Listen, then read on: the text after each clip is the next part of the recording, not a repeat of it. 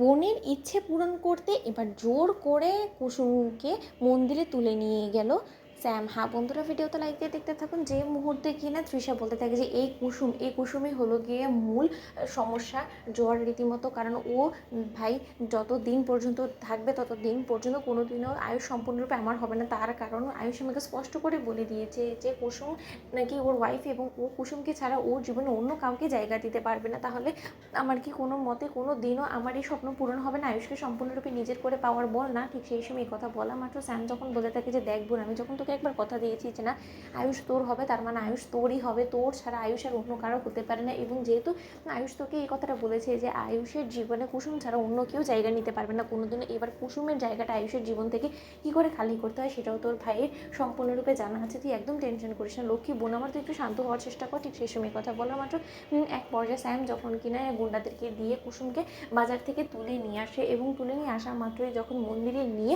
কুসুমের চোখ খুলে দেয়, ঠিক সেই সময় স্যাম ওর লোকেদেরকে বলতে থাকে যে এই মেয়েটাকে এক্ষুনি কোণে বেশি তৈরি করে আনার ব্যবস্থা করো। ঠিক সেই সময় কুসুম চিৎকার চেঁচামেচি করতে থাকে, এবং কুসুম চিৎকার চেঁচামেচি যাতে না করতে পারে তার জন্য কুসুমের মুখে টেপ লাগিয়ে দেয়, এবং স্যাম বলতে থাকে একদম চুপ, আজকে এমন কিছু ঘটতে চলেছে যেটা কিনা তুই কোনোদিনও কল্পনা করতে পারিসনি। তার কারণ তুই আমার বোনের সুখের দিকে চোখ রাঙিয়েছিস, তুই আমার বোনের জীবনে একটা কাঁটা হয়ে দাঁড়িয়েছিস, কারণ তুই যত দিন পর্যন্ত এরকম করে আয়ুষ্মান গাঙ্গুলির জীবনে থাকবে ততদিন পর্যন্ত আমার বোন কোনো মতেই সুখী হতে পারবে না।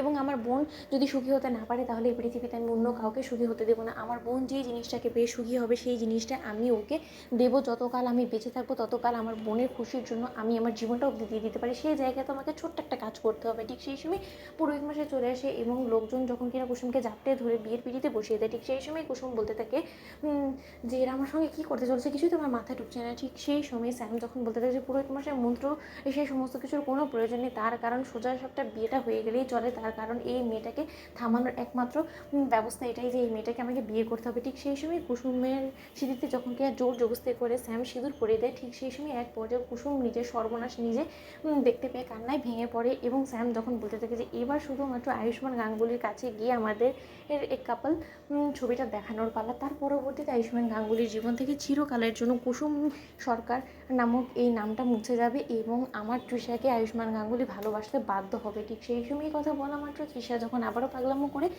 এক পর্যায়ে আয়ুষকে বাড়িতে ডেকে আনি, ঠিক সেই সময় তৃষা বলতে থাকে যে আজকে আর তোমাকে আমি কোনো মতেই বিরক্ত করবো না। তার কারণ আয়ুষ বাড়িটা দেখে কি সুন্দর করে সাজানো হয়েছে, আমার ভাই বিয়ে করেছে এবং ও নিজের বউ নিয়ে কিছুক্ষণের মধ্যেই বাড়িতে আসবে, তাই ও এত জাঁকজমক করে আয়োজন করা হয়েছে। আর তুমি তো আমার উড বি হাজব্যান্ড হতে চলেছো, তাহলে তুমি এই আনন্দ মুহূর্তে থাকবে না সেটা কী করে হতে পারে বলো তো? তো বন্ধুরা লাইক কমেন্ট শেয়ার করে সাবস্ক্রাইব করতে ভুলো না।